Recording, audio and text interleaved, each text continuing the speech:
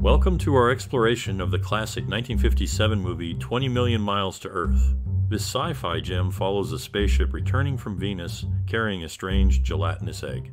When the egg hatches, out pops a creature that grows rapidly and wreaks havoc on Earth. But that's just the beginning. Did you know there are many fascinating facts and anecdotes about this film? Keep watching because we'll be sharing some funny, shocking, and even sad tidbits. Have you ever wondered when the first time was that someone watched this movie?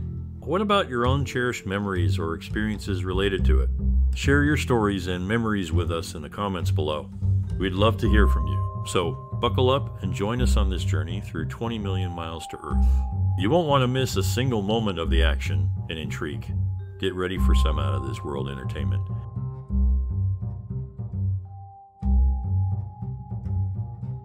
In the realm of classic sci-fi, there's a gem from 1957 that stands out for its thrilling storyline and groundbreaking special effects. This movie tells the tale of an American spaceship returning from Venus, bringing along an unexpected visitor. As the story unfolds, the crew finds themselves facing a growing threat from a mysterious creature, leading to chaos and suspense. The main characters include an astronaut who finds himself in charge of managing the situation, and the creature itself, a reptilian being from Venus. The creature undergoes rapid growth, becoming increasingly menacing as it wreaks havoc on Earth. Throughout the movie, the team works tirelessly to contain the creature and prevent further destruction. What sets this movie apart is its pioneering use of stop-motion animation, which brings the creature to life with stunning realism. Despite its age, the movie continues to captivate audiences with its impressive effects and gripping storyline. It's a classic example of how creativity and innovation can shape the sci-fi genre, leaving a lasting impression on viewers. This movie's influence on science fiction is undeniable, and its contribution to the art of stop-motion animation is significant. It remains a testament to the ingenuity of its time, showcasing the possibilities of storytelling through film. Ray Harryhausen, a legendary figure in the realm of special effects, passed away in 2013, just before his 93rd birthday. In the movie, the helicopter Colonel Calder flies to search for the Emir is a Sikorsky HRS-3 with Marine Corps markings. Following the completion of this film, he shifted his focus from modern-day sci-fi monster thrillers to fantasy adventures, with his next film, The Seventh Voyage of Sinbad, marking the beginning of this transition. This marked the end of his purely modern-day settings, with only one subsequent film featuring bookends set in the present. Additionally, this was his final film in black and white. In a particular movie, the creator came up with a unique way for his characters to walk with their arms back when moving forward. He did this to save time and money on animation, and it became a signature of his style. In a magazine from February 1966, this movie got a lot of attention, filling 12 pages. This shows how much people liked it, and how it's still popular today among fans. After another successful movie in 1981, the creator wanted to make a sequel about a Trojan warrior named Aeneas, but it didn't happen, maybe because of new computer technology. This shows how filmmaking techniques have changed over time. Ray Harryhausen, envisioning his film set in Chicago, made a spontaneous decision before presenting it to producer Charles H. Schneer. Choosing Italy over Lake Michigan, he altered the locale based on a personal desire to vacation there. Frank Puglia, known for his role as Pierre Fortune in The Two Orphans, faced an unusual turn of events during the film adaptation. Originally slated to meet his demise, audience dissatisfaction prompted director D.W. Griffith to reshoot the ending, ensuring Puglia's survival. Joan Taylor, who briefly stepped out of retirement in the late 80s, early 90s, not only resumed her acting career, but also delved into writing for film and television. In addition to her behind-the-scenes work, she made cameo appearances as an actress. These behind-the-scenes insights shed light on the dynamic decisions and experiences of those involved in the making of the film, offering a glimpse into the creative process and the diverse paths taken by the cast and crew.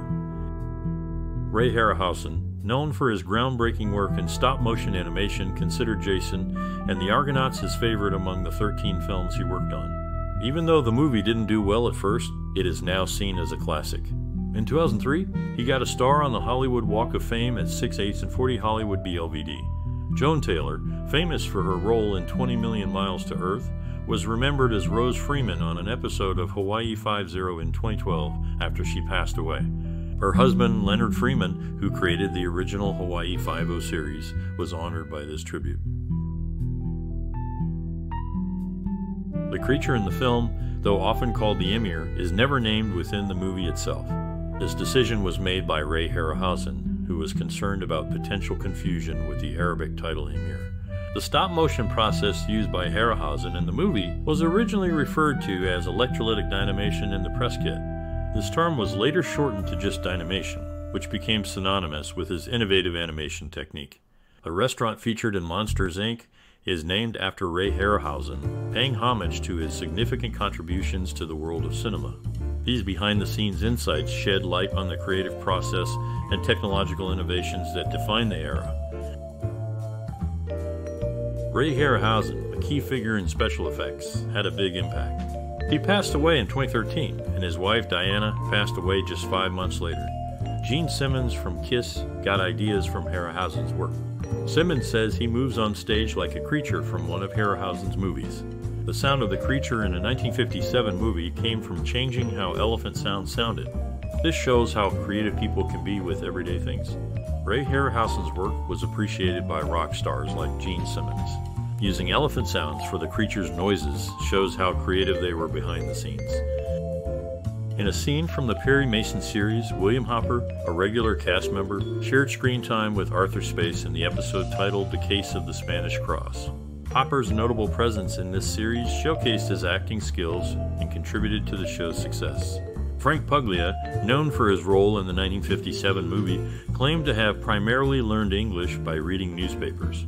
This unconventional approach to language acquisition adds a unique facet to Puglia's background and underscores the diverse paths individuals take in their personal development. Joan Taylor, another key figure in the film, had a recurring role in the Rifleman series as a subtle love interest for Chuck Connors.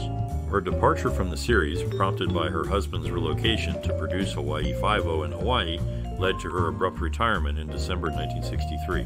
The decision to prioritize family over her career highlights the personal choices actors face beyond the screen.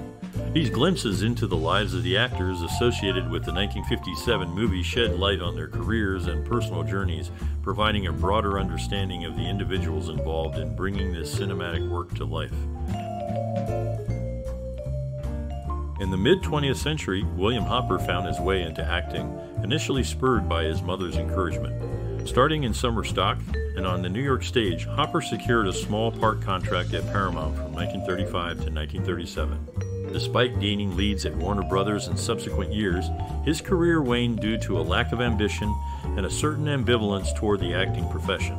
After a stint in the Navy during wartime, marked by stress and a subsequent drinking problem, Hopper stepped away from Hollywood and worked as a car salesman for 9 years. It wasn't until 1954 that he returned to acting, eventually carving a niche as investigator Paul Drake, the right-hand man to Raymond Burr's Perry Mason, a role for which he is primarily remembered. For the location shooting in Italy, the director of photography chosen was Carlo Ventimiglia. It's interesting to note that Ventimiglia's last name translates to 20 miles in English, a somewhat fitting detail for a movie titled 20 Million Miles to Earth. Ray Harryhausen, the legendary visual effects artist, initially conceived a giant cyclops as the monster for the film, similar to the one he later featured in The Seventh Voyage of Sinbad. However, after crafting a clay model of the cyclops, he abandoned the idea and settled on the reptilian creature known as the Emir. These behind-the-scenes details shed light on the diverse experiences of those involved in bringing 20 million miles to Earth to life, from Hopper's circuitous journey in the industry to the subtle linguistic irony of Ventimiglia's hiring and the creative decision-making of Harryhausen.